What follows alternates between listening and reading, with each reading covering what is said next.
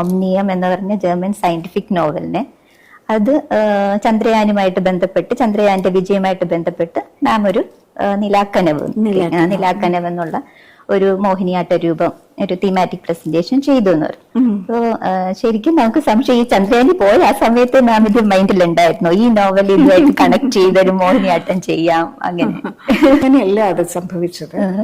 അത് വാസ്തവത്തില് എന്റെ സുഹൃത്തു കൂടിയായ ശ്രീ വിനോദ് മങ്കര, അദ്ദേഹം ദേശീയ അവാർഡുകളൊക്കെ ലഭിച്ച സംവിധായകനാണ്, ഒരുപാട് ഡോക്യുമെന്ററി ചെയ്തിട്ടുണ്ട്.